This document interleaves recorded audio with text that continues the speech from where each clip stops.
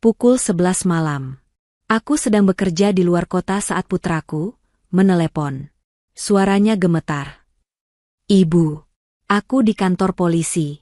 Ayah memukulku, tapi sekarang dia bilang aku yang menyerangnya. Polisi percaya sama dia. Aku langsung tancap gas pulang. Suamiku tidak tahu siapa yang sedang mereka hadapi. Sebelum ceritanya dimulai, silahkan tulis di kolom komentar dari daerah mana saja teman-teman yang menonton cerita ini. Jangan lupa like dan subscribe agar channel ini bisa semakin berkembang dan bisa mempersembahkan cerita yang lebih menarik lagi. Anjani baru saja selesai merapikan berkas-berkasnya di atas meja kamar hotel. Jam di dinding menunjukkan pukul 11 malam lewat. Tugasnya di luar kota kali ini terasa lebih melelahkan dari biasanya. Rapat maraton dengan tim dari Polda setempat menguras energinya. Ia melepas blazer kerjanya, menyisakan kemeja polos yang sederhana. Hijab instan yang ia kenakan sejak sore ia ganti dengan hijab rumah yang lebih nyaman. Anjani duduk di tepi tempat tidur, memijat pelipisnya. Ia hanya ingin segera tidur dan kembali ke rumah besok pagi. Rencananya, ia ingin mengajak Alif, putra semata wayangnya, pergi memancing akhir pekan ini. Keheningan kamar hotel yang tenang tiba-tiba pecah oleh getaran ponsel di atas meja nakas. Anjani sedikit mengernyit, mengira itu panggilan dinas lanjutan. Namun saat melihat nama, Alif, tertera di layar, jantungnya berdesir pelan. Tidak biasanya putranya yang berusia 14 tahun itu menelepon selarut ini. Perasaan tidak enak langsung menjalari hatinya. Ia segera menggeser ikon hijau di layar. Halo, Nak? Alif? Kenapa belum tidur?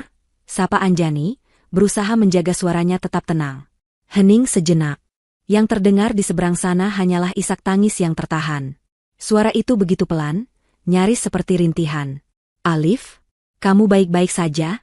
Jawab ibu, Nak. Suara Anjani mulai meninggi, naluri keibuannya seketika siaga penuh.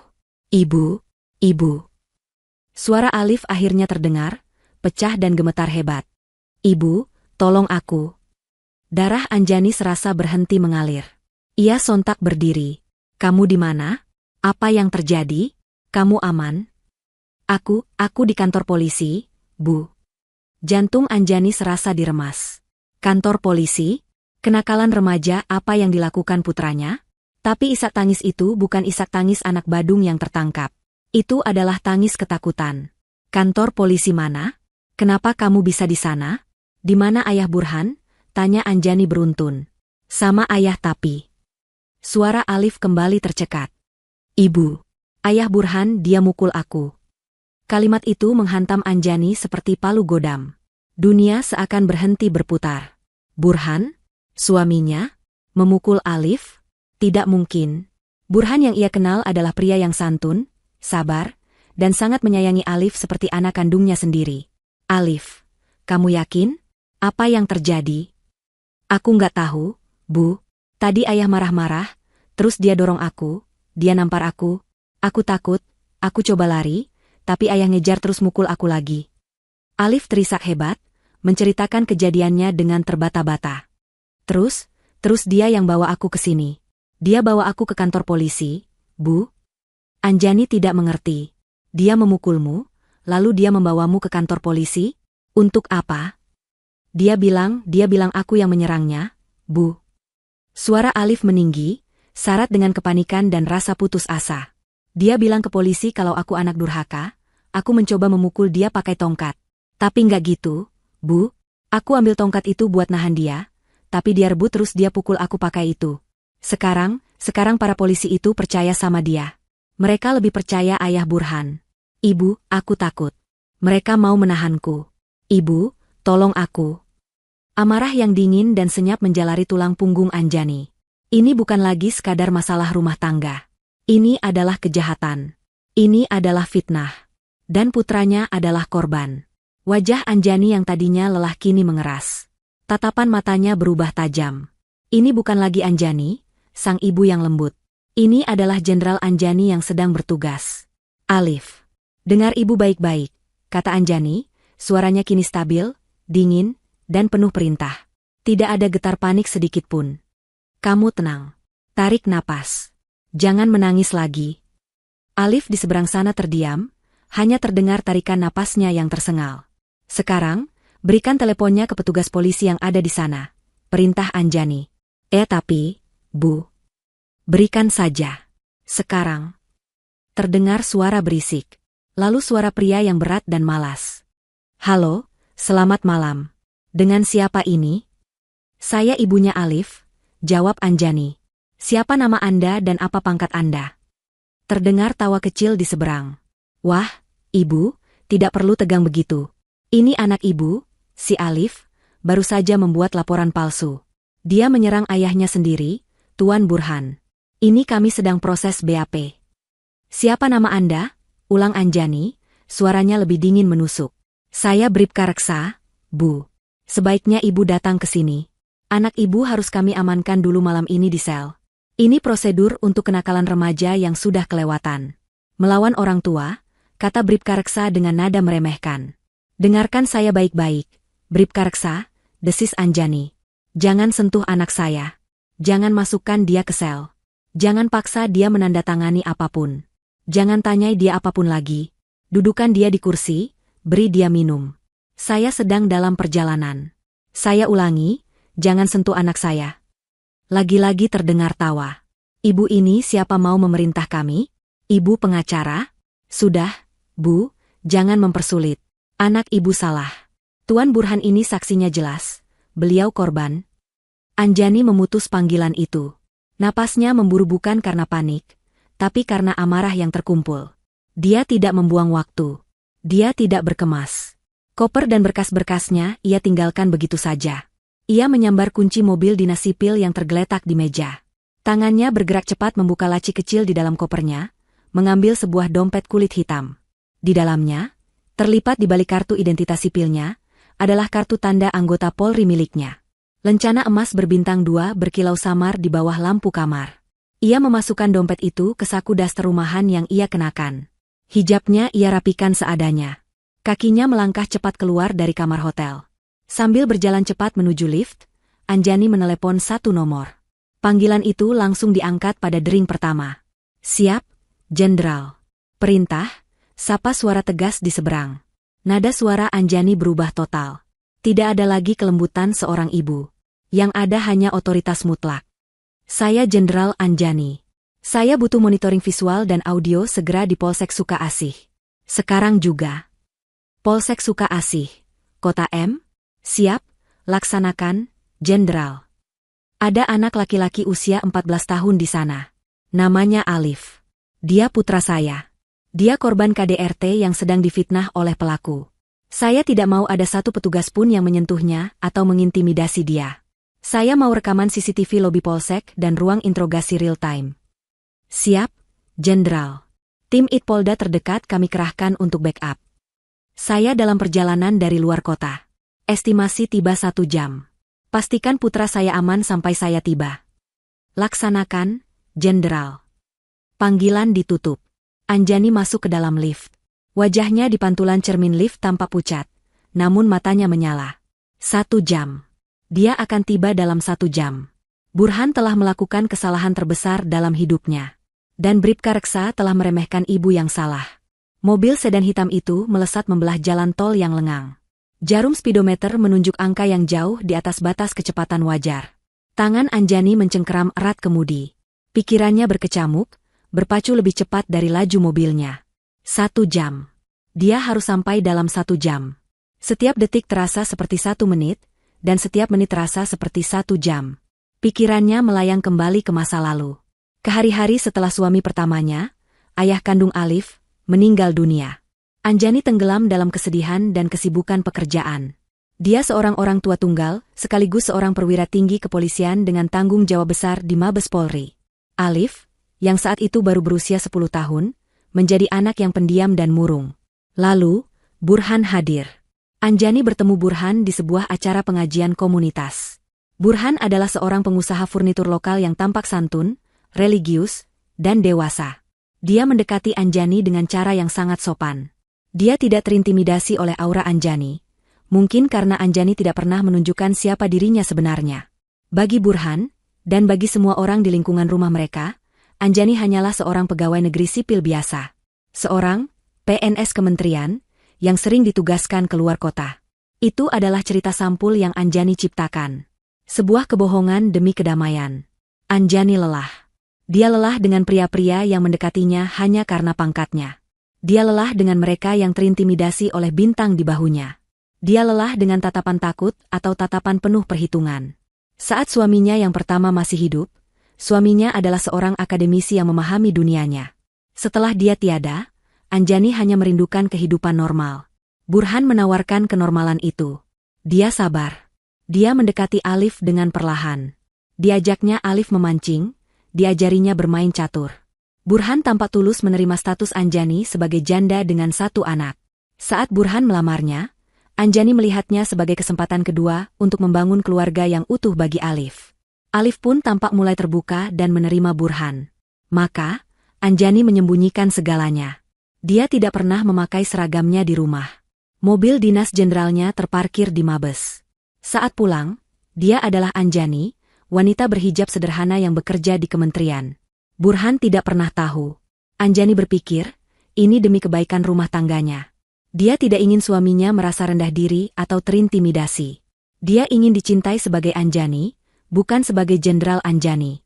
Kini, keputusan itu terasa seperti kesalahan fatal. Ayah mukul aku, polisi percaya sama dia. Kata-kata Alif bergema di dalam mobil. Perasaan bersalah mencabik-cabik hati Anjani. Bagaimana bisa dia tidak melihatnya? Bagaimana bisa dia, seorang perwira tinggi yang dilatih untuk membaca karakter dan mendeteksi kebohongan, gagal melihat monster yang tidur satu atap dengannya? Ingatan-ingatan kecil mulai bermunculan, bagaikan potongan teka-teki yang kini menemukan tempatnya. Sebulan yang lalu, saat makan malam, Alif tidak sengaja menumpahkan segelas air. Anjani sedang mencuci piring. Dia mendengar Burhan membentak. Bukan bentakan keras, tapi desisan tajam yang penuh amarah. Kamu bisa hati-hati tidak? Anjani keluar dari dapur dan melihat wajah Alif pucat ketakutan. Burhan langsung tersenyum begitu melihat Anjani. Anak ini, sayang. Ceroboh sekali. Maaf, ayah cuma kaget. Anjani saat itu hanya menganggapnya sebagai teguran wajar. 2 minggu yang lalu, Alif meminta izin untuk menginap di rumah temannya. Burhan melarangnya dengan keras. Tidak ada gunanya. Belajar saja di rumah. Nada suaranya datar, tapi matanya menatap Alif dengan tajam. Alif langsung menunduk dan masuk ke kamar. Anjani mencoba membujuk Burhan, tapi Burhan berkata, aku hanya ingin mendisiplinkannya, sayang. Dia sudah remaja. Anjani mengabaikan tanda-tanda itu. Dia terlalu sibuk. Terlalu sering dinas luar kota. Dia terlalu percaya pada topeng saleh dan santun yang Burhan kenakan. Dia berpikir Alif hanya sedang melalui fase remaja yang pemberontak, sehingga menjadi lebih pendiam dan sering mengurung diri di kamar. Ibu bodoh. Ibu bodoh. Gumam Anjani, air matanya akhirnya menetes. Tapi ini bukan air mata kesedihan. Ini air mata amarah. Amarah pada Burhan. Amarah pada dirinya sendiri. Mobilnya melaju semakin kencang. Rasa bersalah itu kini mengeras menjadi baja. Dia telah gagal sebagai seorang ibu dalam melindungi putranya di dalam rumah. Sekarang, dia akan menggunakan semua kekuatannya sebagai jenderal untuk melindunginya di luar. Dia menekan sebuah tombol tersembunyi di bawah dashboard. Lampu rotator polisi berwarna biru, yang terpasang samar di balik grill depan, langsung menyala, membelah kegelapan malam. Mobil-mobil lain yang sesekali ada di tol langsung menepi, memberi jalan pada sedan hitam yang melaju bagai peluru itu. Gerbang tol kota sudah terlihat. 15 menit lagi. Ponselnya bergetar. Sebuah pesan masuk dari ajudannya. Visual dan audio standby, Jenderal. Kami monitor. Bribka Reksa sedang merokok di meja depan. Tuan Burhan sedang minum kopi. Subjek, Alif, duduk di kursi pojok. Aman, tidak disentuh. Tapi tampak ketakutan. Anjani membaca pesan itu dengan napas tertahan. Bagus. Mereka belum menyentuhnya. Tapi fakta bahwa Burhan bisa minum kopi dengan santai sementara putranya ketakutan di pojok, membuat darah Anjani mendidih. Dia tahu tipe manusia seperti Burhan. Manipulator ulung yang merasa berkuasa. Dan dia tahu tipe oknum seperti Bribka Reksa. Petugas malas yang meremehkan laporan, terutama dari seorang anak kecil yang melawan orang tua. Tunggu aku, Burhan. Tunggu aku, desis Anjani. 1 jam setelah panggilan telepon pertama, sedan hitam itu berbelok tajam dan berhenti mendadak tepat di depan lobi Polsek Suka Asih. Gedung Polsek itu tampak kecil dan tua. Hanya ada satu mobil patroli terparkir di depannya. Anjani mematikan mesin. Dia mengambil napas dalam-dalam, mengusap sisa air mata di pipinya. Dia merapikan hijabnya. Dia keluar dari mobil. Dengan daster rumah sederhana, hijab santai, dan tanpa riasan, dia tampak seperti ibu-ibu panik pada umumnya. Dia melangkah masuk ke pintu geser polsek. Dan di sanalah dia melihatnya. Putranya, Alif, meringkuk di bangku panjang di sudut ruangan, wajahnya menunduk. Dan di meja piket, Burhan, suaminya, sedang tertawa kecil sambil menyodorkan rokok ke petugas berseragam. "Nah, itu istri saya datang," kata Burhan dengan nada penuh kemenangan saat melihat Anjani. Bribka Reksa menoleh, menatap Anjani dari atas ke bawah dengan tatapan merendahkan. "Selamat malam, Bu. Silakan duduk.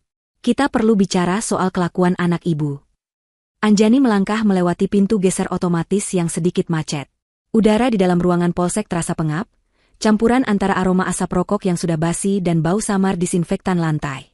Lampu neon di langit-langit berkedip-kedip pelan, menerangi ubin kusam dan dinding yang dipenuhi poster-poster pudar tentang bahaya narkoba dan prosedur SIM. Kipas angin tua di sudut ruangan berputar lesu, hanya mengaduk udara panas. Di meja piket, Bribka Reksa meniupkan asap rokoknya ke langit-langit, kakinya disilangkan santai. Di sampingnya, seorang petugas lain yang lebih tua dengan tanda pangkat Aibda, yang belakangan Anjani ketahui bernama Heru, sedang asyik menunduk menatap layar ponselnya. Dan Burhan, suaminya itu berdiri di samping meja, memegang cangkir kopi kertas, tersenyum penuh kemenangan ke arah Anjani.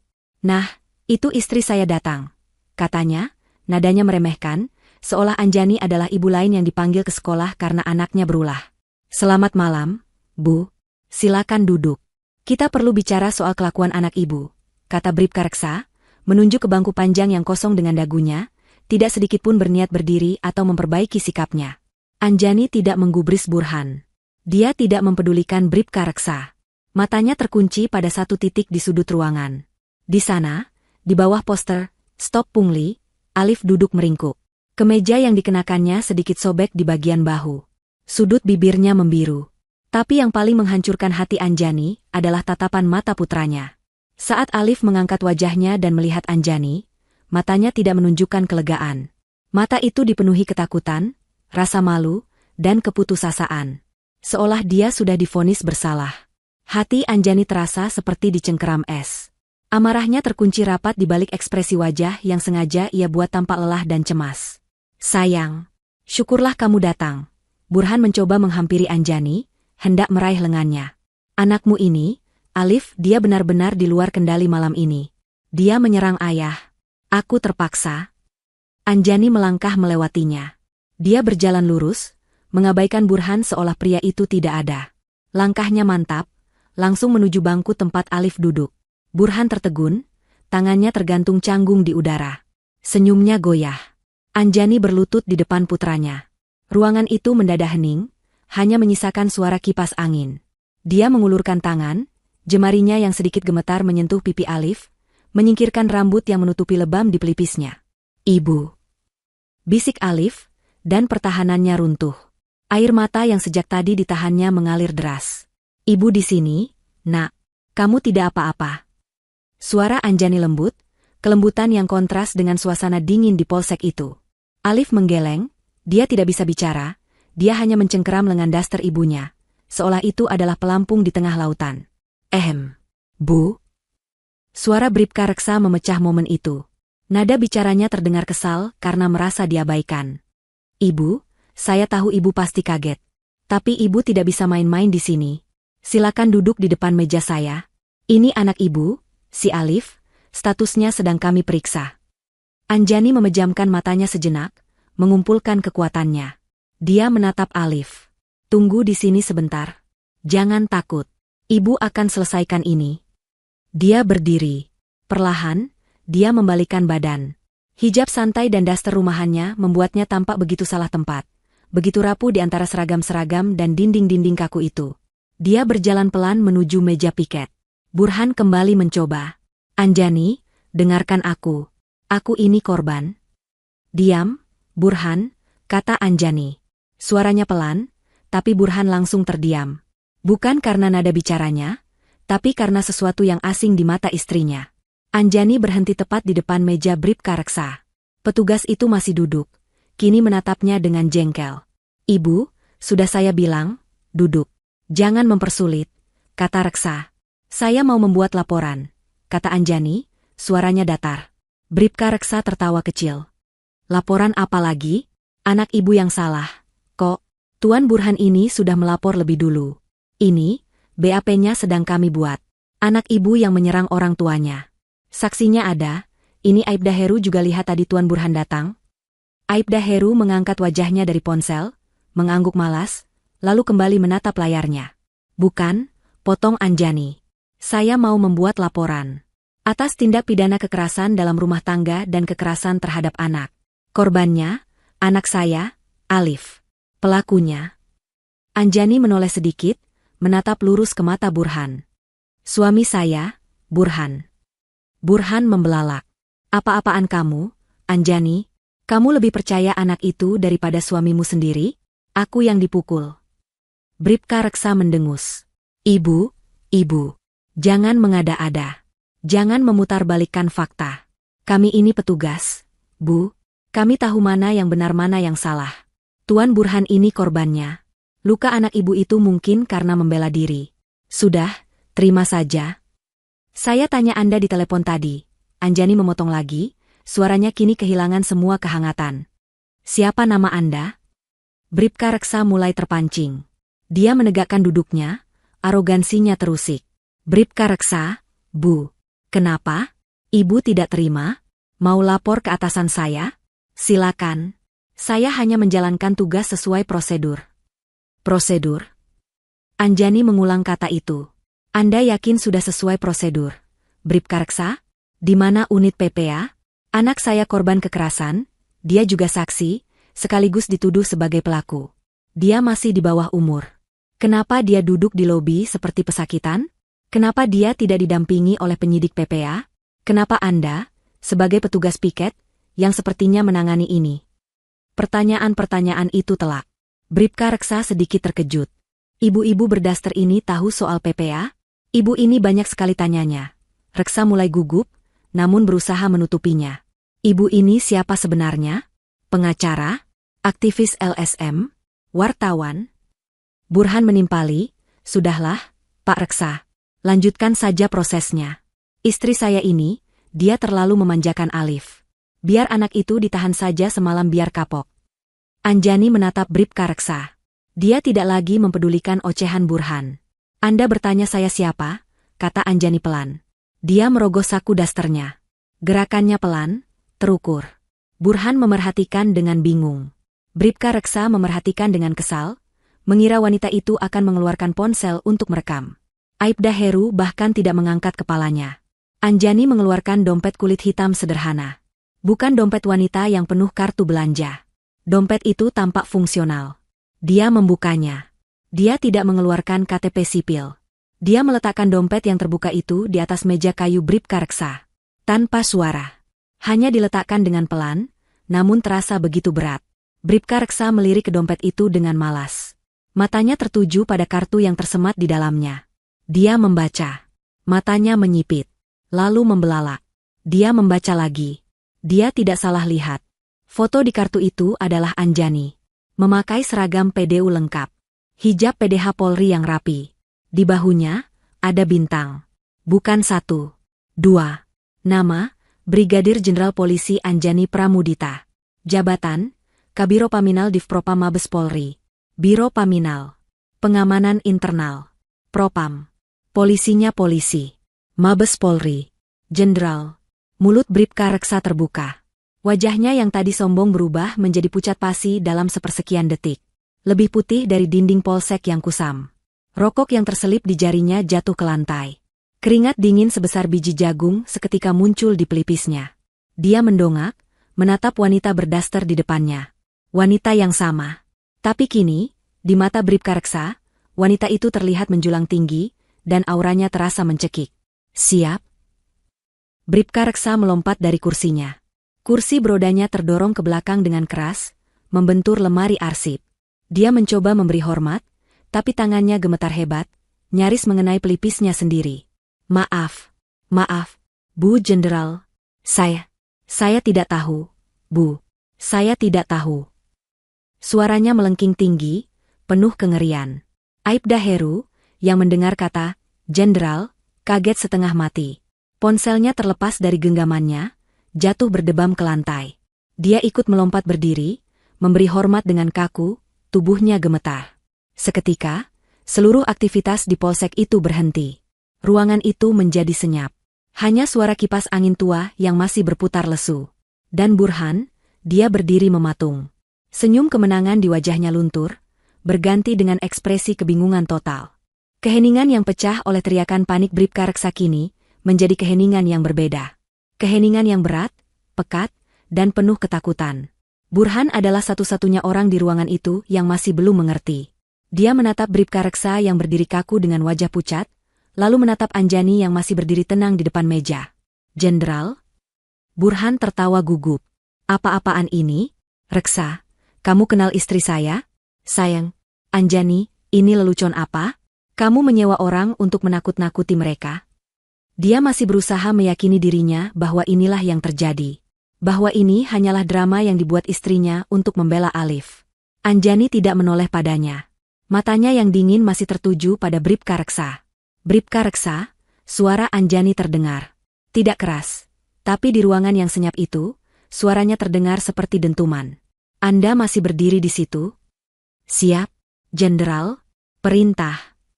Bribka Reksa menjawab, suaranya tercekat di tenggorokan. Di mana Kapolsek Sukaasih? Tanya Anjani. Ada di kediaman, Jenderal. Tidak jauh dari sini. Saya beri waktu dia 5 menit untuk berdiri di depan saya. Sekarang. Perintah itu mutlak. Siap. Laksanakan. Bribka Reksa menyambar hate di pinggangnya. Tangannya begitu gemetar hingga dia hampir menjatuhkannya. Posko. Posko. Panggil Kapolsek. Segera. Darurat. Merapat ke Mako. Segera. Kode 1. Ada pimpinan dari Mabes. Anjani lalu mengalihkan pandangannya pada Aibda Heru, yang masih berdiri kaku di samping meja. Anda, kata Anjani. Siap, Jenderal. Aibda Heru menjawab, tubuhnya nyaris terlonjak. Ambil ponsel Anda. Hubungi Kasih Propam Polres Metro. Bilang Jenderal Anjani dari Biro Paminal Mabes ada di sini. Saya mau tim Propam Polres tiba dalam 15 menit. Siap, Jenderal. Dan hubungi Kanit PPA Polres. Saya mau penyidik PPA wanita yang senior segera datang. Sekarang juga. Siap. Laksanakan, Jenderal. Aibda Heru tergopoh-gopoh mengambil ponselnya yang retak di lantai dan segera menelepon. Kini, setelah semua perintah awal diberikan, setelah roda investigasi internal mulai berputar, Anjani akhirnya membalikkan badannya. Dia menghadap Burhan. Suaminya itu kini tidak lagi bingung. Wajahnya mulai menunjukkan pemahaman. Sebuah pemahaman yang mengerikan. Dia menatap Anjani, dari hijab sederhana, daster rumahan, hingga ke mata istrinya yang kini menatapnya seperti orang asing. Anjani, sayang, kamu. Burhan melangkah mundur 1 langkah. Kamu, Jenderal? Anjani berjalan pelan menghampirinya. Setiap langkahnya tanpa suara, namun terasa berat. Kamu memukul anak saya, katanya. Itu bukan pertanyaan. Itu adalah pernyataan fakta. Tidak. Burhan menyangkal secara refleks. Dia yang menyerangku. Aku hanya membela diri. Anak itu kurang ajar. Aku. Cukup. Suara Anjani tidak berteriak. Itu adalah bentakan komando yang tajam dan menusuk. Suara yang biasa ia gunakan untuk membungkam perwira menengah yang membantah. Suara itu begitu penuh otoritas, begitu mengintimidasi, hingga Burhan seketika terdiam. Mulutnya terkunci. Anjani berdiri 1 meter di depannya. Kamu pikir saya siapa, Burhan? Tanyanya, suaranya kini turun menjadi desisan berbahaya. Selama 2 tahun ini, kamu pikir kamu menikahi siapa? Aku pikir kamu PNS di kementerian. Burhan tergagap. Seorang PNS kementerian yang bodoh, lanjut Anjani. Yang penakut? Yang bisa kamu bohongi seenaknya? Yang bisa kamu kelabui dengan topeng saleh dan santunmu? Aku tidak tahu. Wajah Burhan kini basah oleh keringat dingin. Dia baru sadar. Wanita di depannya bukanlah Anjani yang biasa membuatkannya teh di pagi hari. Kamu tidak tahu. Anjani mengangguk pelan. Kamu tidak tahu kalau saya Brigadir Jenderal Polisi Anjani Pramudita. Kepala Biro Pengamanan Internal, Divisi Profesi dan Pengamanan, Mabes Polri. Dia sengaja menyebutkan jabatan lengkapnya. Dia ingin Burhan mengerti arti dari setiap kata itu. Saya polisinya polisi, Burhan. Anjani mencondongkan tubuh sedikit. Pekerjaan saya setiap hari adalah memburu anggota polisi yang busuk. Saya mencari pembohong, pemeras, manipulator, dan pelanggar disiplin di dalam institusi saya. Saya tahu bau kebohongan dari jarak 1 kilometer. Dia berhenti sejenak, membiarkan kata-katanya meresap. Dan kamu? Lanjutnya. Kamu memukuli anak saya, darah daging saya. Lalu kamu membawanya, yang masih di bawah umur dan penuh luka, ke sebuah kantor polisi. Anjani menatap sekeliling ruangan dengan tatapan muak. Untuk menjebaknya dengan sebuah laporan palsu, bekerja sama dengan oknum yang jelas-jelas tidak profesional. Burhan gemetar. Dia akhirnya mengerti. Dia tidak hanya memukul anak seorang polisi. Dia telah memukul anak dari seorang jenderal propam. Dia tidak hanya mencoba memanipulasi hukum. Dia mencoba memanipulasi ahli hukum internal kepolisian. Ironi dari perbuatannya menghantamnya seperti kereta api. Dia membawa kejahatannya sendiri, dengan sukarela, ke depan pintu sang algojo. Anjani menatap suaminya dengan tatapan terakhir yang penuh kebencian, sebelum akhirnya berbalik, meninggalkannya yang membeku ketakutan. Dia berjalan cepat menghampiri Alif, yang menonton seluruh kejadian itu dengan mata terbelalak, campuran antara takut dan takjub. Aura jenderal seketika sedikit melunak saat dia kembali berlutut di depan putranya. Alif, kamu aman sekarang, nak, katanya lembut. Setelah ini, akan ada petugas PPA yang baik. Dia akan menemanimu ke rumah sakit untuk visum. Tidak apa-apa. Ibu ada di sini. Jangan takut lagi. Alif hanya bisa mengangguk, masih terlalu terkejut untuk berkata-kata. Tepat pada saat itu, pintu polsek kembali terbuka. Seorang pria berperawakan tegap, terengah-engah, masuk dengan tergesa. Kancing kemeja dinasnya miring, dan rambutnya acak-acakan. Dia jelas baru bangun tidur. Dia melihat Bribka Reksa dan Aibda Heru yang berdiri kaku. Dia melihat Burhan yang gemetar. Lalu matanya tertuju pada Anjani yang sedang berlutut di depan seorang anak. Dia mengenali wajah itu dari foto-foto pimpinan di Mabes. Pria itu langsung berdiri tegak, menyentak, dan memberi hormat. Siap, Jenderal Anjani. Mohon izin. Saya Kepala Polsek Sukaasih, Kompol Rahman. Mohon petunjuk, Jenderal. Anjani berdiri. Dia menatap Kompol Rahman dari atas ke bawah. Kapolsek. Ruangan Anda di mana? Di dalam, Jenderal. Mari, Jenderal. Aibda Heru, perintah Anjani. Bawa anak saya, Alif, ke ruangan Kapolsek. Beri dia air minum. Dudukan di sofa. Jangan ada satu orang pun yang bicara padanya selain saya atau petugas PPA yang saya minta. Siap, Jenderal. Heru bergegas membimbing Alif yang masih bingung. Kompol Rahman, Anda ikut saya ke ruangan Anda. Lanjut Anjani. Bribka Reksa, Anda tetap berdiri di situ. Jangan bergerak 1 sentimeter pun sampai tim Propam Polres tiba dan memeriksa Anda. Siap, Jenderal, jawab Reksa, suaranya hampir hilang. Anjani mulai melangkah menuju koridor. Burhan, melihat Anjani akan meninggalkannya, tersadar dari kelumpuhannya. Dia dilanda panik. Anjani, sayang, tunggu. Burhan mencoba mengejar. Ini semua salah paham. Aku bisa jelaskan. Anjani, aku suamimu. Anjani berhenti melangkah, tapi tidak berbalik. Dia hanya berhenti sejenak di ambang pintu koridor. Kompol Rahman, kata Anjani, suaranya dingin dan mematikan. Tahan Tuan Burhan. Sekarang juga. Kapolsek dan Bribka Reksa membeku. Menahan suami seorang jenderal? Anjani menoleh sedikit, matanya menyipit. Saya bilang, tahan. Dia. Sekarang. Atas dugaan tindak pidana KDRT terhadap anak di bawah umur dan pembuatan laporan palsu. Tangkap dan borgol. Wajah Burhan berubah seputih kapur. Tidak. Kamu tidak bisa lakukan ini padaku. Anjani, aku suamimu. Anjani. Kompol Rahman, menyadari karirnya ada di ujung tanduk jika membantah, langsung bertindak. Reksa, borgol. Bribka Reksa, dengan tangan yang masih gemetar hebat, meraih borgol di pinggangnya. Maaf, Pak. Lepaskan aku. Anjani, kamu akan menyesal. Lepaskan. Terdengar bunyi, klik, yang keras saat logam dingin itu mengunci pergelangan tangan Burhan. Anjani tidak menoleh lagi. Dia berjalan lurus menyusuri koridor menuju ruangan Kapolsek, meninggalkan suaminya yang kini meraung-raung dalam penjagaan petugas yang beberapa menit lalu adalah temannya. Ruangan Kapolsek Suka Asi terasa sesak, seolah semua oksigen telah tersedot keluar oleh kehadiran Anjani. Kompol Rahman, sang Kapolsek, berdiri dengan kaku di sudut ruangannya sendiri, tidak berani duduk di kursinya. Kursi itu kini diduduki oleh Jenderal Anjani.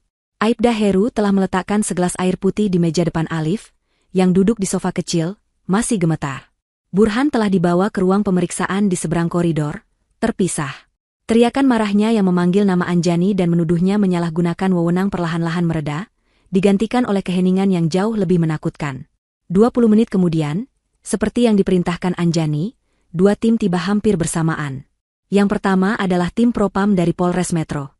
Dipimpin oleh seorang perwira pertama berwajah tegas, AKP Dian, Kasih Propam. Begitu masuk dan melihat Anjani, AKP Dian dan timnya langsung memberi hormat. Siap, Jenderal Anjani. Tim Propam Polres Metro hadir. Mohon petunjuk. Saya mau Bribka Reksa dan Aibda Heru diperiksa malam ini juga, kata Anjani, suaranya dingin dan datar. Ambil keterangan mereka. Tahan mereka di sel terpisah. Amankan senjata dan lencana mereka. Saya duga ada pelanggaran kode etik berat, ketidakprofesionalan, dan potensi menghalangi keadilan. Laksanakan, Jenderal. AKP Dian tidak bertanya. Dia berbalik dan memberi isyarat pada timnya. Bribka Reksa, yang masih berdiri gemetar di lobi, hanya bisa pasrah saat digiring oleh rekan-rekannya sendiri. Tim kedua yang tiba adalah Unit Perlindungan Perempuan dan Anak, dipimpin oleh seorang perwira wanita senior yang tampak cekatan, Ibtu Rina. Matanya langsung tertuju pada Alif di sofa. Ibtu Rina, lapor, Jenderal, sapanya hormat. Terima kasih sudah datang, Ibtu. Suara Anjani sedikit melunak saat berbicara pada sesama polwan itu. Dia menunjuk Alif. Ini putra saya, Alif. Dia korban kekerasan fisik yang dilakukan ayah tirinya. Saya mau Anda yang dampingi dia. Anjani berdiri dari kursi Kapolsek dan menghampiri Alif. Dia kembali berlutut, menyamakan tingginya dengan putranya. Nak, panggilnya lembut, mengabaikan semua perwira lain di ruangan itu. Ini Ibu Rina. Dia polisi yang baik. Dia akan membantumu. Kamu harus pergi ke rumah sakit sekarang untuk diperiksa dokter. Namanya visum. Supaya dokter bisa mencatat luka-luka kamu sebagai bukti. Alif menatap Ibtu Rina dengan takut. Nanti aku disuntik? Ibtu Rina tersenyum tipis. Tidak, sayang. Hanya diperiksa saja. Seperti kamu periksa ke dokter biasa. Ibu Rina temani terus. Ya? Tidak akan lama.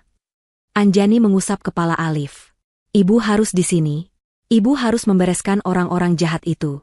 Kamu pergi sama Ibu Rina, ya? Kamu anak pemberani. Ceritakan semua yang terjadi. Jangan ada yang ditutupi. Kamu tidak salah. Ibu janji. Alif menatap ibunya, menatap mata Jenderal Anjani yang kini kembali menjadi mata ibunya. Dia mengangguk pelan. Anjani beralih ke Ibtu Rina. Ibtu, bawa dia ke rumah sakit Bayangkara. Hubungi Karumkit. Katakan ini perintah saya. Saya mau visum et repertum lengkap. Bukan hanya visum luar. Ambil foto resolusi tinggi untuk setiap lebam, goresan, dan memar. Catat koordinatnya. Ambil sampel darah dan urinenya. Saya mau hasil lengkap ada di meja saya sebelum matahari terbit. Perintah itu sangat rinci, sangat teknis. Ibtu Rina, yang terbiasa menangani kasus KDRT, tahu persis apa yang Jenderal Anjani inginkan. Bukti yang tidak terbantahkan. Siap, Jenderal. Laksanakan. Ibtu Rina dengan sabar membimbing Alif berdiri. Alif melangkah pelan, dan sebelum keluar pintu, dia menoleh sekali lagi ke arah ibunya. Anjani memberinya anggukan yang kuat. Ibu di sini. Begitu pintu ruangan tertutup, meninggalkan Anjani, Kompol Rahman, dan Aibda Heru, yang belum dibawa Propam, aura keibuan itu lenyap seketika. Ruangan kembali mendingin. Kompol Rahman, kata Anjani, kembali duduk di kursi Kapolsek. Siap, Jenderal. Serahkan pada saya. Laporan kejadian yang dibuat Bribka Reksa. Dan berita acara pemeriksaan yang dia buat untuk Tuan Burhan. Kompol Rahman tergagap. Jenderal, BP.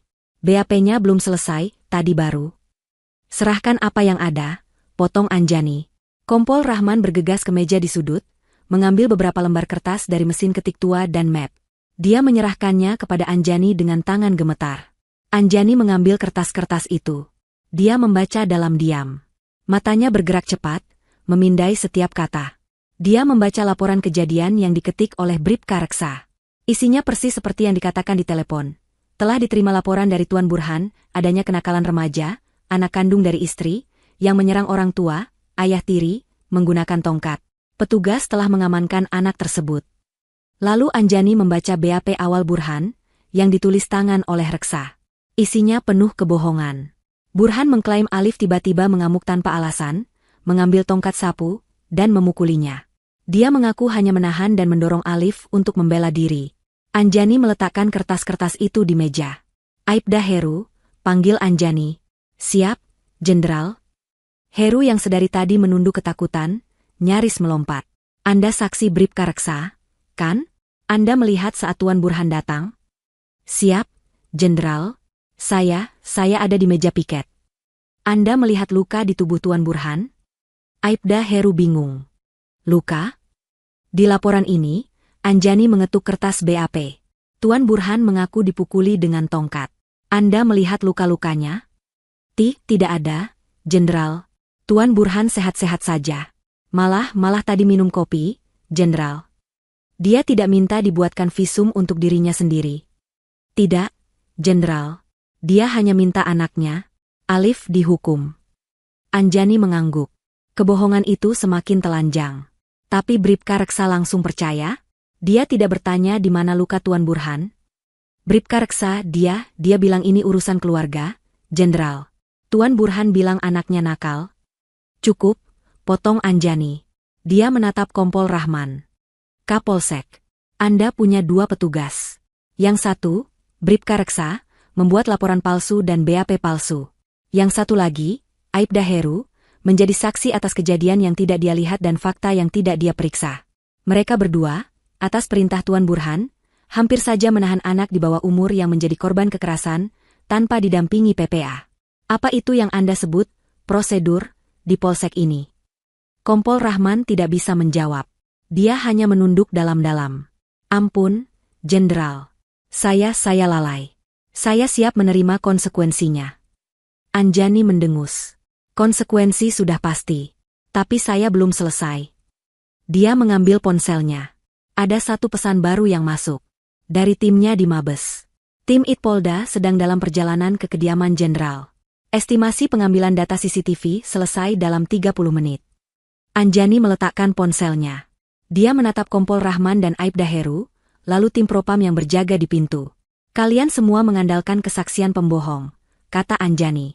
Saya akan mengandalkan sesuatu yang tidak bisa berbohong. Dia menekan tombol di ponselnya, menghubungi tim itnya. Sudah dapat rekamannya? Siap, Jenderal. Hard drive sudah kami amankan.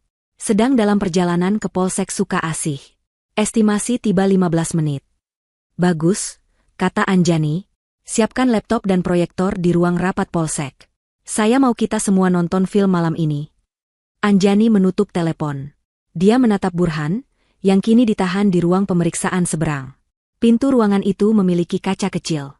Burhan sedang duduk di lantai, menatap kosong.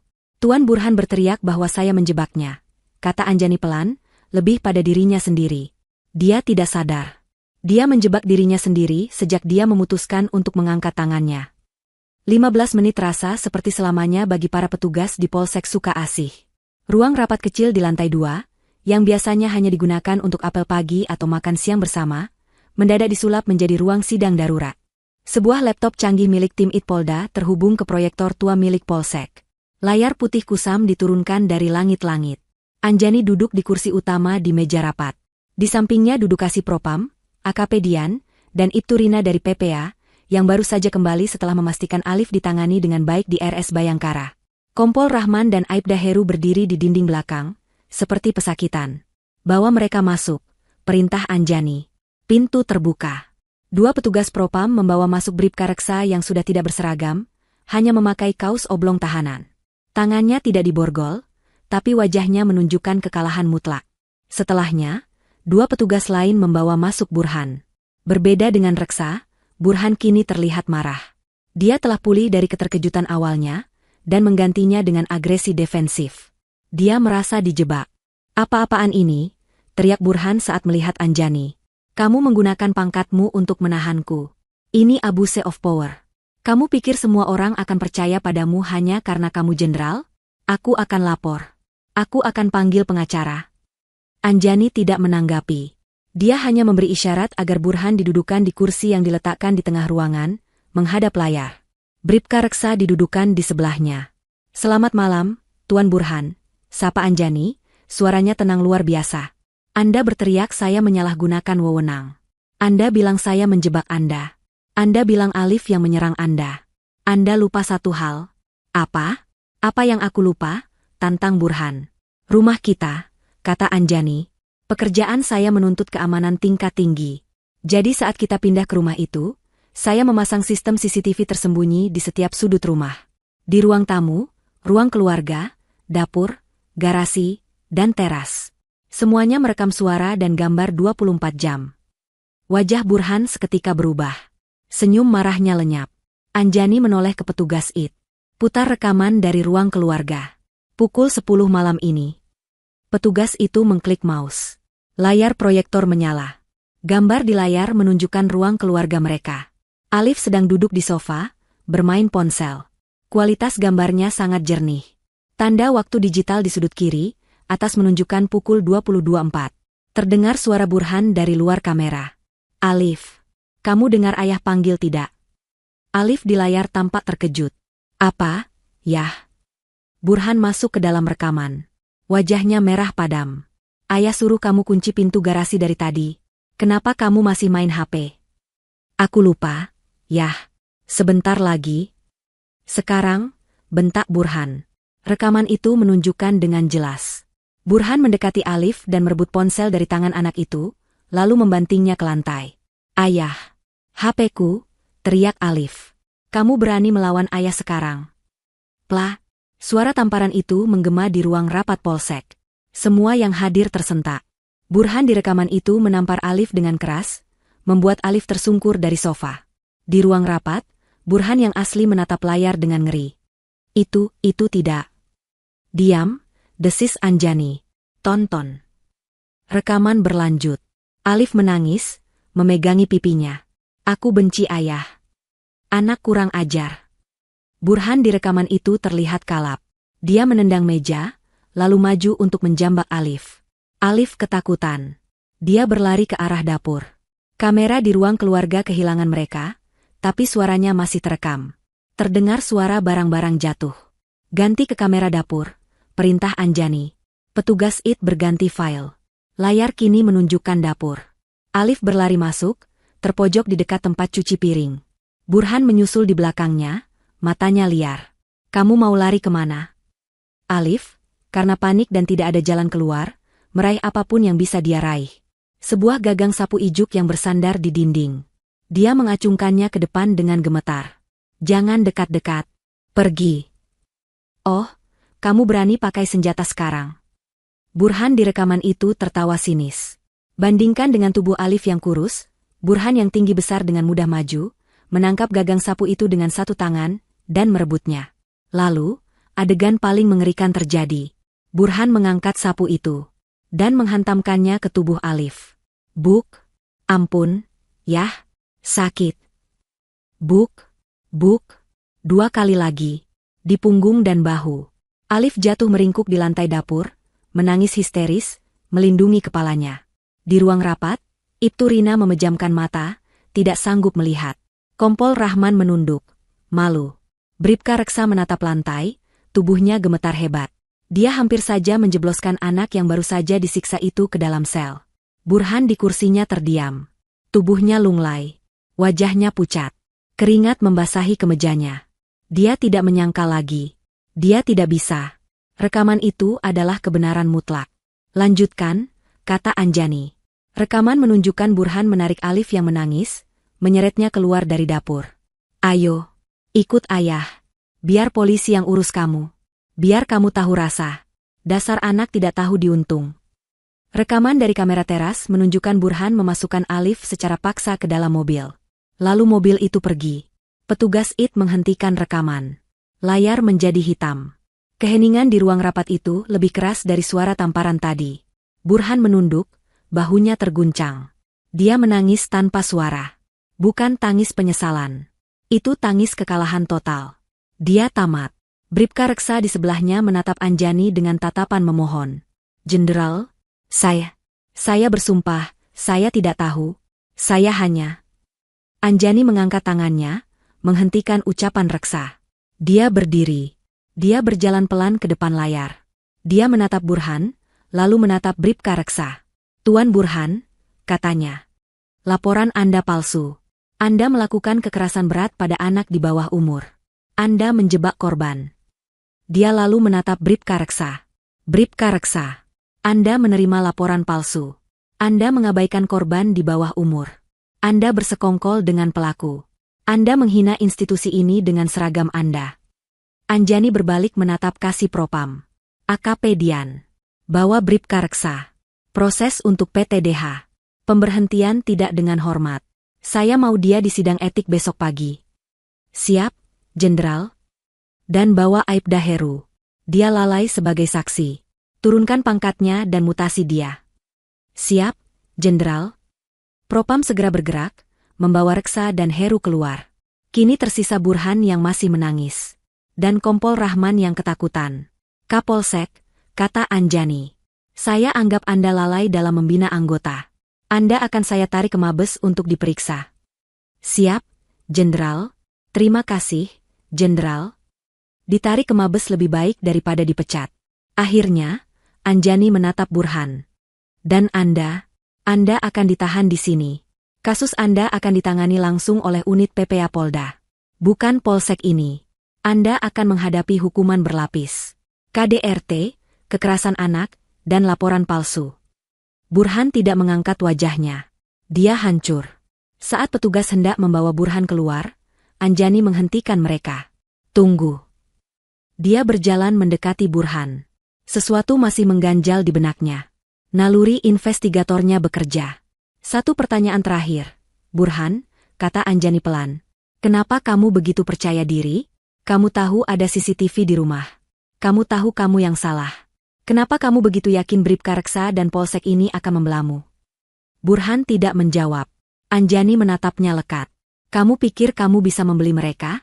Kamu pikir Bribka Reksa temanmu?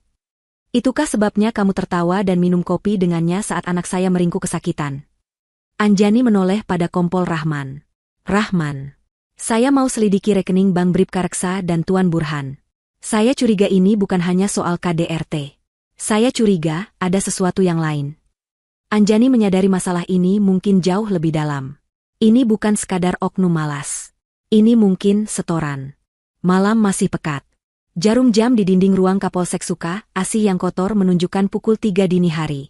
Tapi di polsek kecil itu, tidak ada yang tidur. Suasananya tegang, seperti medan perang sunyi setelah ledakan pertama. Lobi yang tadi hanya diisi Bribka Reksa yang malas, kini dipenuhi lalu lalang anggota Propam berseragam lengkap. Mereka bergerak cepat dan senyap, menyita buku catatan piket, mengamankan komputer, dan menyegel lemari arsip. Bribka Reksa dan Aibda Heru sudah dibawa ke Polres Metro untuk diamankan. Kompol Rahman, sang Kapolsek, duduk di kursi di luar ruangannya sendiri, menunduk lesu, menunggu nasibnya ditentukan. Karirnya yang ia bangun belasan tahun hancur dalam 3 jam. Di dalam ruang Kapolsek, Anjani duduk di meja kerja Rahman. Wajahnya keras diterpa cahaya dari layar laptop. Dia tidak lagi memakai daster rumahannya. 1 jam lalu, Ibtu Rina sempat kembali sebentar, membawakan tas dinas darurat Anjani dari mobilnya. Kini Anjani telah berganti pakaian. Kemeja lapangan hitam polos, celana kargo taktis, dan hijab instan berwarna serupa. Dia tampak seperti operator pasukan khusus, bukan lagi ibu rumah tangga yang panik. Dia sedang melakukan panggilan video konferensi. Di layar laptopnya, muncul 3 wajah mengantuk namun tegang dari tim intinya di Mabes Polri. Tim Paminal. "Rekening Tuan Burhan Saputra dan Bribka Reksa sudah kami kunci. Jenderal," lapor seorang pria di layar, kepala tim analis keuangan. "Kami menemukan anomali besar." "Lanjutkan," perintah Anjani. "Ada transaksi rutin, Jenderal." Setiap tanggal 5. Selama 1,5 tahun terakhir. Dari rekening perusahaan Tuan Burhan, CV Furnitur Jatimulya, ke rekening pribadi Bribka Reksa. Jumlahnya tidak besar untuk ukuran jenderal, tapi sangat besar untuk ukuran Bribka. 15 juta rupiah. Setiap bulan. Tanpa gagal. 15 juta. Anjani terdiam. Itu bukan uang rokok. Itu bukan uang, terima kasih, atas penanganan kasus. Itu adalah gaji. Itu adalah bayaran rutin untuk sebuah jasa. Keterangannya apa? Tanya Anjani. Selalu sama, Jenderal. Jasa konsultasi keamanan. Anjani mendengus. Konsultasi keamanan. Dari seorang Bribka. Cerdas. Nalurinya terbukti benar. Ini bukan kelalaian. Ini adalah persekongkolan yang sudah mengakar. Saya mau tahu, kata Anjani, bisnis apa sebenarnya? Furnitur Jatimulya. Itu? Saya ingin tahu jam 12 siang nanti, Tuan Burhan Saputra adalah penipu, penggelap, bandar judi, penyelundup, atau semuanya. Lacak alur bisnisnya. Periksa izin ekspor-impornya. Periksa manifest pengirimannya. Saya mau tahu kejahatan apa yang dia bayar 15 juta sebulan untuk dilindungi. Siap, Jenderal. Tim siber sedang melacak jejak digitalnya. Lapor wajah kedua di layar. Dan untuk Bribka Reksa, lanjut Anjani. Lacak aliran keluar dari rekeningnya. 15 juta itu tidak mungkin dia nikmati sendiri. Dia hanya petugas piket. Dia pasti menyetor ke atas. Saya mau tahu siapa saja yang ikut menikmati uang haram Tuan Burhan. Saya mau rantai komandonya. Siap, laksanakan, Jenderal. Panggilan ditutup. Anjani mematikan layar. Dia memijat pangkal hidungnya. Dia telah gagal melihat kebusukan di dalam rumahnya sendiri. Dan kini, dia menemukan kebusukan yang sama di dalam institusinya, dipelihara oleh suaminya sendiri. Rasa pengkhianatan itu berlapis-lapis. Pintu diketuk pelan. AKP Dian, Kasih Propam Polres, masuk. Izin, Jenderal. Ya, Dian. Ada apa? Interogasi awal Bribka Reksa, Jenderal. Dia hancur. Dia menangis terus. Dia tahu dia akan di PTDH. Dia baru sadar dia melawan Jenderal Paminal. Dia belum bicara soal uang. Belum, Jenderal. Masih syok. Dia hanya mengulang-ulang, saya tidak tahu. Saya hanya disuruh Tuan Burhan. Dia bilang anaknya nakal. Bawa dia ke sini, perintah Anjani. Siap, Jenderal. AKP Dian kaget. Bawa dia ke sini. Sekarang. Saya akan interogasi dia sendiri. 5 menit kemudian, Bribka Reksa diseret masuk. Dia sudah tidak gagah lagi. Tanpa seragam, dia tampak kecil dan menyedihkan. Matanya merah dan bengkak. Begitu melihat Anjani duduk di kursi Kapolsek, kakinya lemas. Dia nyaris jatuh jika tidak dipegang oleh 2 petugas propam. Dudukan dia, kata Anjani. Reksa didudukan di kursi di depan meja. Bribka Reksa, Anjani memulai, suaranya tenang. Lihat saya. Reksa perlahan mengangkat wajahnya yang basah air mata. Saya tidak punya banyak waktu. Saya tidak tertarik dengan tangisan Anda. Saya tidak peduli dengan penyesalan Anda. Anda dipecat. Itu sudah pasti. Karir Anda selesai, kata Anjani lugas. Reksa terisak. Tapi, lanjut Anjani, nasib Anda selanjutnya bergantung pada 5 menit ke depan. Apakah Anda akan menghabiskan sisa hidup Anda di penjara sipil sebagai pemeras dan penerima suap? Atau Anda membantu saya dan mendapat keringanan sebagai justice kolaborator? Reksa membeku. Pemeras? Penjara sipil? Ini bukan lagi soal etik. Anjani mendorong keyboard laptopnya ke samping. Dia menatap Reksa. 15 juta rupiah. Setiap tanggal 5. Selama 1,5 tahun. Dari CV Furnitur Jatimulya. Jasa konsultasi keamanan. Mau Anda jelaskan? Jika tadi Bribka Reksa pucat, kini wajahnya berubah menjadi seputih kertas. Dia berhenti menangis. Dia berhenti bernapas. Dia memandang Anjani dengan ngeri. Dia ketahuan. Jenderal, saya. Kamu pikir saya tidak akan tahu? Desis Anjani. Saya Jenderal Paminal. Melacak rekening bank adalah sarapan pagi saya. Sekarang bicara, uang apa itu? Reksa pecah. Ampun, Jenderal, ampun. Saya bisa jelaskan. Itu bukan untuk saya semua, Jenderal. Bingo. Saya tahu, kata Anjani. Berapa bagianmu? Hanya 2 juta, Jenderal. Untuk uang dapur. 13 juta sisanya kemana? Reksa gemetar hebat. Ini adalah akhir dari segalanya. Disetor, Jenderal. Saya harus setor. Kepada siapa? Reksa ragu-ragu. Anjani menggebrak meja. Pelan, tapi mantap. Kepada siapa? Kanit Reskrim, Jenderal, teriak Reksa. Kompol Rahman. Kapolsek, beliau juga tahu. Beliau dapat bagian paling besar. 5 juta. Kompol Rahman, yang mendengar namanya disebut dari luar ruangan, langsung berdiri dan mencoba masuk. Tidak, Jenderal, dia bohong. Dia memfitnah saya. AKP Dian dan timnya langsung menahan Rahman. Diam. Tunggu giliran Anda. Anjani tersenyum dingin. Rantainya ketemu. Jadi, Kapolsekmu juga terlibat? Aibda Heru. Heru hanya terima uang rokok. Jenderal, 500.000. Dia bagian jaga portal saja. Jaga portal? Anjani mengernyit. Bisnis Tuan Burhan, Jenderal. Itu judi online, Jenderal. Servernya di ruko furnitur itu. Lantai 3. Ruko itu dijaga portal. Heru dan saya yang pastikan patroli tidak pernah belok ke jalan itu. Kalau ada laporan dari warga, kami yang redam. Kami bilang itu hanya kantor biasa. Semuanya terungkap. Kini Anjani mengerti. Kebobrokan itu sempurna. Burhan bukan hanya pengusaha furnitur. Dia bandar judi online. Dia membayar polsek Suka Asih, dari kapolsek sampai petugas piket, untuk melindunginya. Dia tidak hanya memukul Alif. Dia tidak hanya memfitnah Alif. Dia membawa Alif ke kantornya. Dia membawa Alif ke tempat di mana dia adalah raja. Di mana dia adalah bos yang membayar gaji para polisi itu. Dia ingin menunjukkan pada Alif siapa yang berkuasa. Dia ingin menghancurkan mental Alif dengan menunjukkan bahwa hukum ada di genggamannya. Dan kesombongan itulah yang menghancurkannya. Dan malam ini, kata Anjani pelan, suaranya bergetar karena amarah. Saat Tuan Burhan membawa anak saya yang babak belur ke sini, dia memerintahkan Anda untuk memenjarakannya. Dia bilang ini urusan keluarga, Jenderal, Ishak Reksa. Dia bilang anaknya kurang ajar, harus dikasih pelajaran.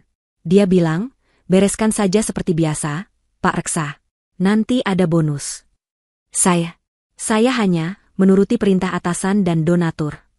Donatur. Anjani memejamkan mata. Muak. Ponselnya berdering lagi. Tim IT-nya. Jenderal. Terkonfirmasi. Alamat IP server judi online terbesar di kota ini.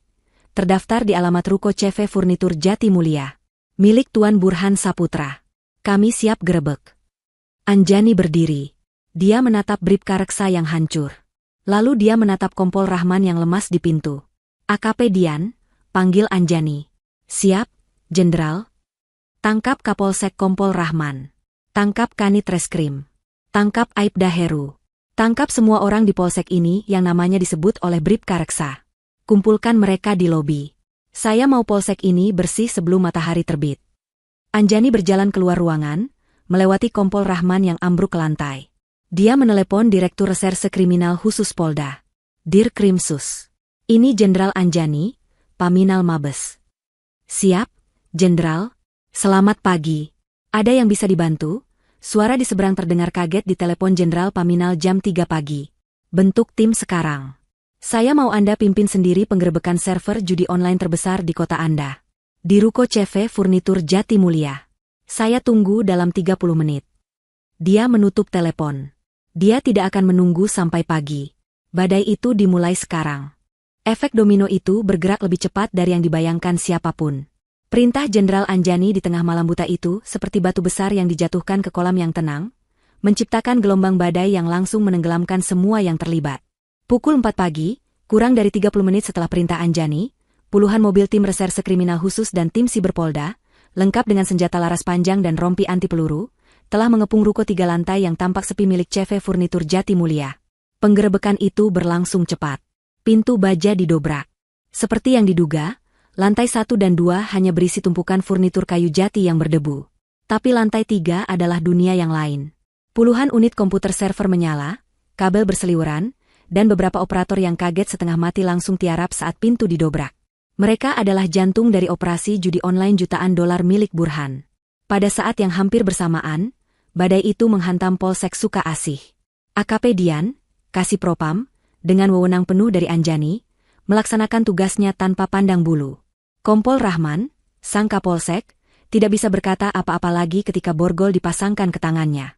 Wajahnya yang tadi tegang kini pasi. Dia tahu ini adalah akhir. Kanit Reskrim, yang baru saja tiba setelah dipanggil darurat, langsung ditangkap begitu keluar dari mobilnya. Aibda Heru hanya bisa menangis saat lencana dan senjatanya dilucuti. Total, 6 anggota Polsek Sukaasih, termasuk Rahman, Kanit Reskrim, Bribka Reksa, dan Aibda Heru, dikumpulkan di lobi. Mereka didudukan di bangku panjang yang sama tempat Alif meringkuk ketakutan beberapa jam sebelumnya. Mereka kini adalah pesakitan di kantor mereka sendiri. Polsek Sukaasih lumpuh total, diambil alih sepenuhnya oleh tim Propam Polres dan Polda. Berita tidak bisa ditahan. Pukul 5 pagi, saat azan subuh mulai berkumandang, beberapa wartawan kriminal yang memiliki telinga di kepolisian mulai berdatangan. Mereka mencium ada sesuatu yang sangat besar terjadi. Sebuah polsek diambil alih oleh Propam, seorang kapolsek ditangkap. Ini berita besar. Ada apa ini, Pak? Tanya seorang wartawan pada AKP Dian yang berjaga di depan. AKP Dian, yang sudah mendapat instruksi dari Anjani, hanya memberi pernyataan normatif. Sedang dilakukan pemeriksaan internal oleh Propam atas dugaan pelanggaran disiplin berat. Mohon rekan-rekan media bersabar. Tapi berita sudah bocor. Sebuah polsek dikudeta Propam. Judul-judul di portal berita online mulai bermunculan, liar dan spekulatif. Sementara badai itu membesar, Anjani justru sedang tidak berada di polsek. Dia berada di rumah sakit Bayangkara. Pukul 4:30 pagi, Ibtu Rina meneleponnya. Visum sudah selesai. Hasilnya sangat jelas dan memberatkan. Lebam di pipi, memar di sudut bibir, bekas cengkeraman di lengan, dan 3 bilur besar yang membengkak di punggung dan bahu, polanya identik dengan gagang sapu. Alif juga mengalami trauma psikis ringan dan dehidrasi. Dia sudah diberi penenang ringan dan infus. Anjani tiba di ruang perawatan anak. Ibtu Rina berjaga di luar. Anjani masuk sendirian. Dilihatnya Alif terbaring di tempat tidur. Infus menetes pelan di tangannya. Wajahnya pucat, tapi dia tidak tidur. Matanya terbuka, menatap langit-langit. Dia sudah berganti pakaian dengan piyama rumah sakit. Alif, panggil Anjani pelan. Alif menoleh. Matanya yang tadi kosong, kini sedikit bersinar. Ibu. Anjani menarik kursi, duduk di samping tempat tidur. Dia meraih tangan putranya yang tidak diinfus. Tangan itu dingin. Bagaimana perasaanmu? Tanya Anjani. Sudah tidak terlalu sakit, jawab Alif pelan. Dokternya baik. Ibu Rina juga. Hening sejenak. Ibu. Alif memulai lagi. Tadi, di kantor polisi, Ibu beneran, Jenderal? Anjani tersenyum tipis. Senyum pertama setelah berjam-jam. Iya, Nak. Ibu Jenderal Polisi Anjani. Maaf ibu tidak pernah bilang. Alif menatap ibunya lama. Menatap wanita berhijab hitam, dengan kemeja hitam yang tampak tegas, dan mata yang lelah namun tajam. Dia mencoba mencocokkan citra ini dengan ibunya yang biasa memasak sarapan untuknya.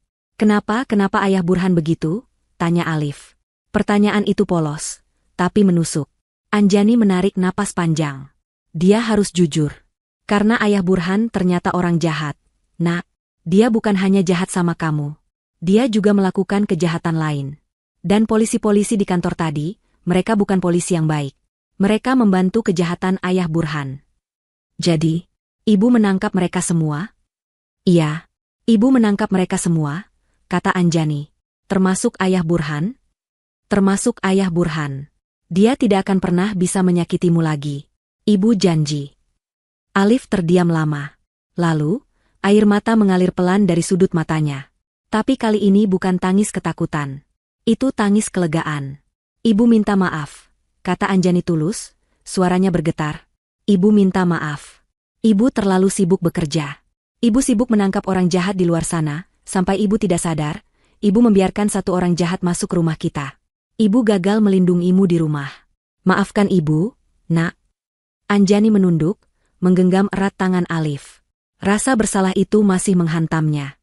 Tiba-tiba, Alif membalas genggaman tangan ibunya. Enggak, katanya. Suaranya pelan tapi tegas. Ibu nggak gagal. Anjani mengangkat wajahnya, menatap putranya. Ibu datang, kata Alif. Aku takut sekali. Aku pikir aku akan dipenjara. Aku pikir tidak ada yang percaya aku. Tapi ibu datang. Dia tersenyum kecil. Ibu datang kayak pahlawan super. Ibu. Jenderal Anjani. Hati Anjani menghangat. Dia mengusap air mata di pipi Alif, dan air matanya sendiri. Pukul 6 pagi. Di luar, langit mulai terang. Ponsel Anjani bergetar. Sebuah panggilan dari Kapolda. Anjani memberi isyarat pada Alif bahwa dia harus mengangkatnya. Dia berjalan ke sudut ruangan. Siap. Jenderal Anjani di sini. Suara Kapolda di seberang terdengar tegang.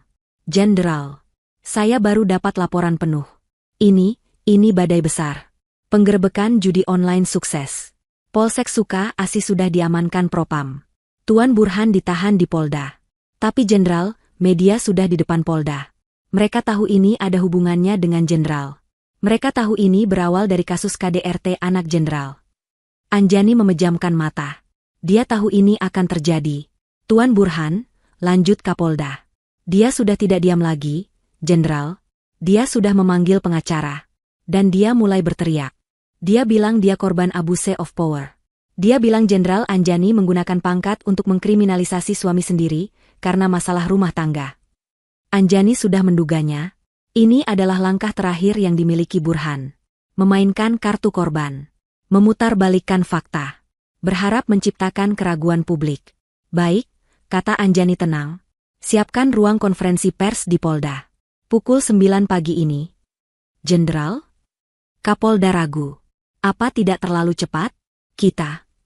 Pukul 9. Siapkan semua barang bukti. Hasil visum Alif. Foto-foto lebamnya. Rekaman CCTV dari rumah saya. Dan data awal aliran dana dari Burhan ke Polsek Suka Asih, perintah Anjani. Jenderal, mempublikasikan CCTV rumah pribadi Jenderal? Publikasikan, kata Anjani tegas. Burhan ingin bermain di media? Dia ingin menuduh saya abuse of power? Baik, kita tunjukkan pada seluruh Indonesia, monster seperti apa dia sebenarnya. Kita tunjukkan kebusukan yang dia pelihara. Saya tidak akan bersembunyi. Saya akan hadapi ini. Sebagai seorang jenderal. Dan sebagai seorang ibu. Pukul 8.55 pagi. Ruang konferensi pers di gedung utama Polda telah penuh sesak.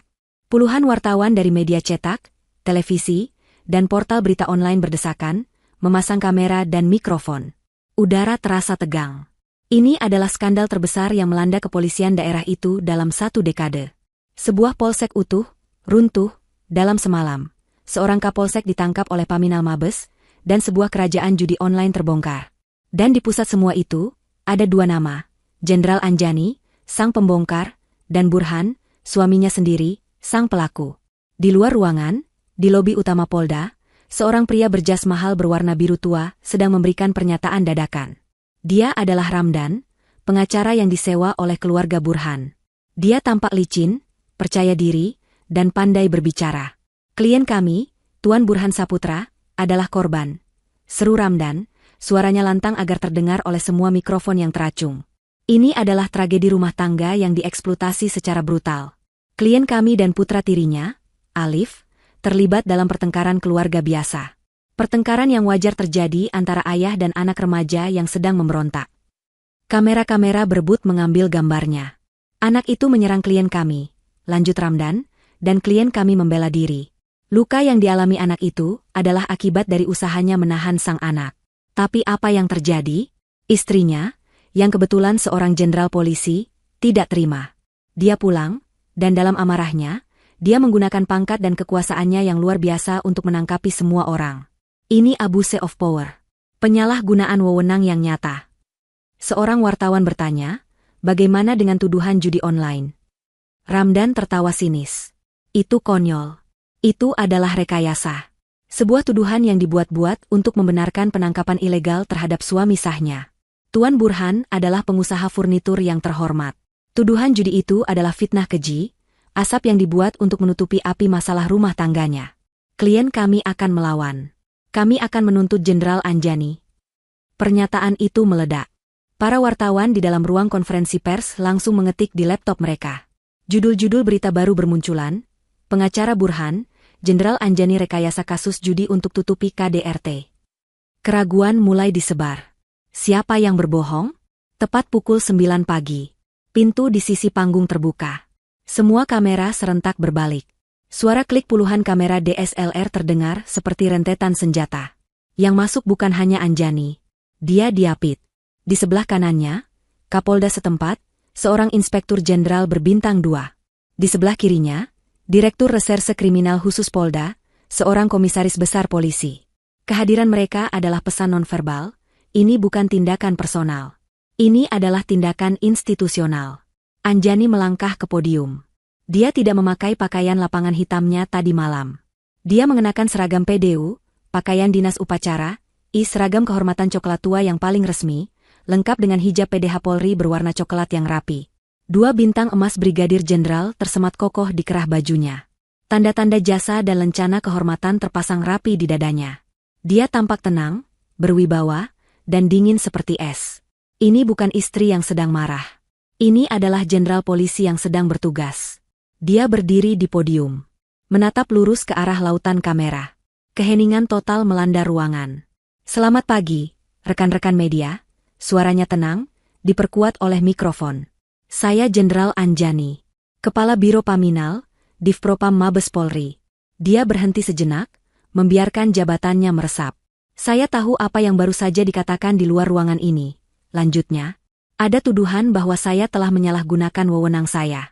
Bahwa saya merekayasa kasus untuk menjebak suami saya sendiri. Saya di sini untuk meluruskan fakta.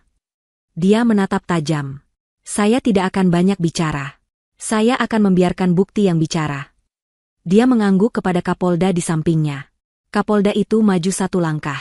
Kami di sini untuk menjelaskan 2 tindak pidana yang berbeda, namun berkaitan, kata Kapolda itu. Pertama, tindak pidana kekerasan berat terhadap anak di bawah umur. Sebuah layar besar di belakang podium menyala. Judulnya, Kasus 1, Kekerasan terhadap anak, Pasal 80 UU Perlindungan Anak. Telah terjadi kekerasan fisik, lanjut Kapolda, yang dilakukan oleh tersangka, Tuan Burhan Saputra, terhadap korban, Saudara Alif, usia 14 tahun. Untuk membuktikan ini, saya akan bacakan ringkasan hasil visum et repertum dari Rumah Sakit Bayangkara yang keluar pagi ini. Kapolda itu membacakan. 1. Lebam kemerahan di pipi kiri, akibat benturan benda tumpul. 2. Luka robek di membran mukosa bibir bagian dalam. 3. Memar kebiruan di lengan atas kanan dan kiri, sesuai dengan pola cengkeraman jari yang kuat. 4. Dan yang paling berat 3 bilur memar panjang di area punggung dan bahu sebelah kanan, pola identik dengan benturan gagang benda silindris. Ruangan itu terkesiap. Para wartawan mencatat dengan cepat. Pengacara Tuan Burhan, Anjani mengambil alih lagi, mengklaim ini adalah pembelaan diri. Bahwa anak itu yang menyerang lebih dulu. Anjani menatap lurus ke kamera. Saya rasa, rekaman berikut ini bisa menjelaskan siapa yang menyerang dan siapa yang diserang. Dia mengangguk ke operator. Putar rekaman. Layar berganti. Seluruh ruangan konferensi pers itu kini menonton rekaman CCTV dari ruang keluarga Anjani. Mereka melihat Burhan membanting ponsel Alif. Mereka melihat adegan tamparan yang keras itu dengan mata kepala mereka sendiri. Plah, meski tanpa suara, gambar itu begitu jelas hingga beberapa wartawati menutup mulut mereka. Layar berganti ke kamera dapur. Mereka melihat Alif yang ketakutan, terpojok, meraih gagang sapu dengan gemetar. Mereka melihat Burhan yang jauh lebih besar merebutnya dengan mudah. Dan kemudian, buk. Mereka melihat Burhan menghantamkan gagang sapu itu ke tubuh remaja yang sudah meringkuk di lantai. Keheningan di ruang konferensi pers itu mematikan. Hanya suara klik kamera yang terdengar gila-gilaan. Kebohongan Ramdan, sang pengacara, hancur berkeping-keping dalam 30 detik. Tuduhan, pertengkaran wajar, dan pembelaan diri, kini tampak seperti lelucon yang keji. Wajah Anjani tetap keras. Dia membiarkan kengerian itu meresap. Saya rasa itu cukup jelas, kata Anjani dingin. Itu adalah kejahatan pertama. Dia mengangguk lagi. Layar berganti. Judul baru, Kasus 2, Judi Online Penyuapan Aparat, UU ITE UU Tipikor. Direktur Kriminal Khusus kini yang maju. Berawal dari laporan Jenderal Anjani atas kejanggalan di Polsek Suka Asih, kata Dirkrimsus, tim kami bergerak cepat. Pukul 4 pagi tadi, kami menggerebek ruko CV Furnitur Jatimulia, milik tersangka Burhan Saputra. Kami menemukan ini. Gambar di layar berganti. Foto-foto penggerebekan. Puluhan rak server. Operator yang tiarap di lantai. Ini adalah server pusat dari jaringan judi online, Raja Judi 88, dengan omzet diperkirakan mencapai 15 miliar rupiah per bulan. Lanjut Dirkrimsus. Ini menjawab tuduhan rekayasa. Ini adalah fakta. Layar berganti lagi. Ini adalah kejutan terakhir. Itu adalah Bagan. Sebuah diagram alur dana yang dibuat oleh tim analis keuangan Anjani. Di puncaknya, ada kotak, CV Furnitur Jatimulia, Burhan S. Di bawahnya, panah-panah menunjuk ke beberapa kotak, Bribka Reksa, 15 juta bulan, Kompol Rahman, 5 juta dari Reksa, Kanit Reskrim, 3 juta dari Reksa, dan nama-nama lain yang lebih kecil. Anjani melangkah kembali ke podium. Tuduhan, rekayasa, itu benar, kata Anjani, membuat semua orang kaget. Tapi bukan saya yang merekayasa. Tuan Burhan yang merekayasa laporan palsu di Polsek. Dia pikir dia bisa melakukannya, karena dia sudah membeli Polsek itu. Dia pikir dia bisa memerintahkan oknum-oknum itu untuk memenjarakan anak saya, sama seperti dia memerintahkan mereka untuk melindungi bisnis haramnya. Dia berhenti sejenak, menatap setiap lensa kamera. Saya datang ke Polsek Suka Asi tadi malam sebagai seorang ibu. Katanya, suaranya kini sedikit bergetar oleh amarah yang tertahan. Seorang ibu yang putranya baru saja disiksa dan difitnah. Tapi di sana, saya menemukan sebuah sarang mafia yang memalukan institusi saya. Pagi ini, lanjutnya, suaranya kembali mengeras menjadi baja. Saya berdiri di sini sebagai Brigadir Jenderal Polisi Anjani, Kepala Biro Paminal. Dan saya pastikan, saya akan membersihkan institusi ini, dimulai dari halaman rumah saya sendiri. Siapapun yang terlibat, tidak peduli apa hubungannya dengan saya, akan menghadapi proses hukum. Tuan Burhan Saputra akan dijerat pasal berlapis. Kekerasan anak, laporan palsu, kepemilikan server judi, dan penyuapan aparat negara. Oknum-oknum polisi yang terlibat akan menghadapi sidang kode etik untuk PTDH dan proses pidana. Anjani memandang berkeliling.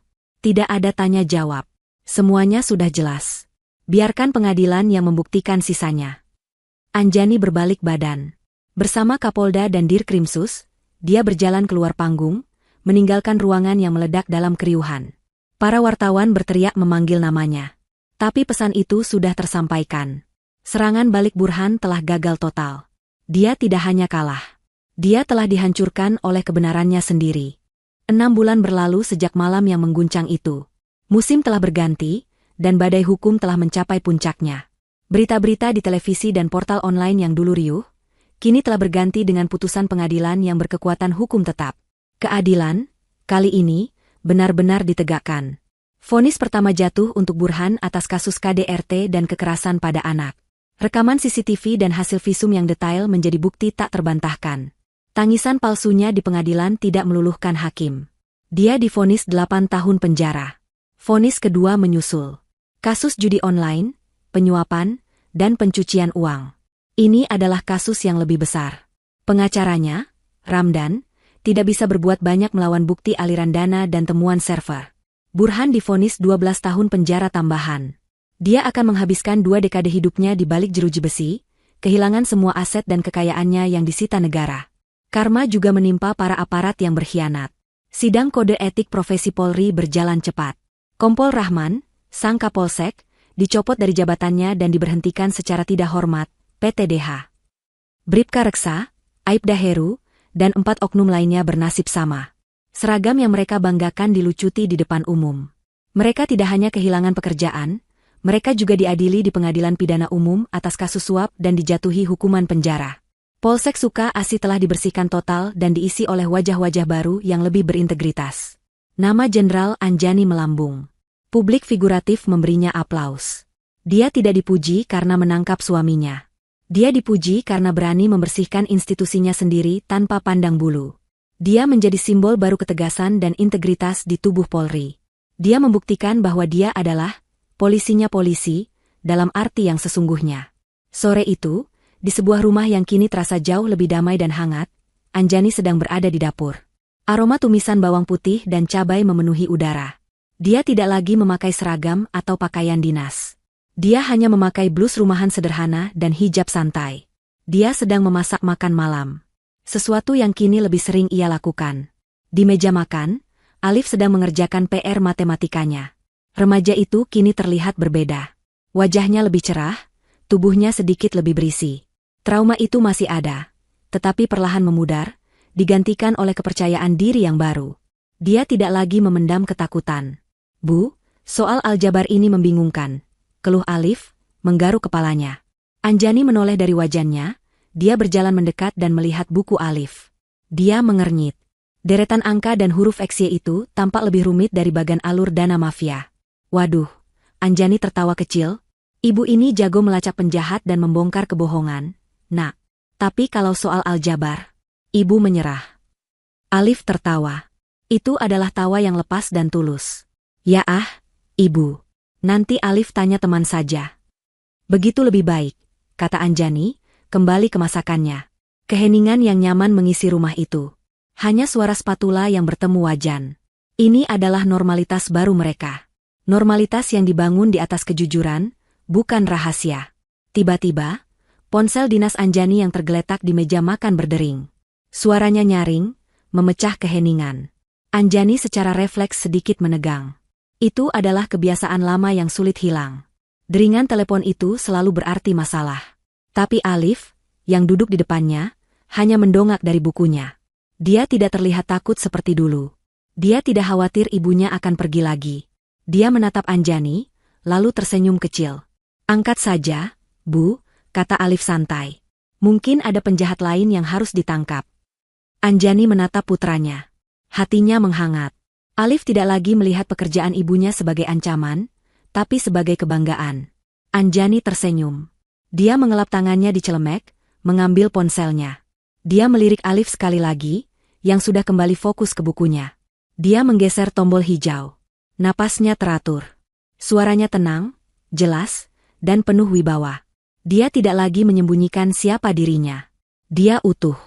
Dia adalah seorang ibu, dan dia adalah seorang pelindung. Siap. Jenderal Anjani di sini.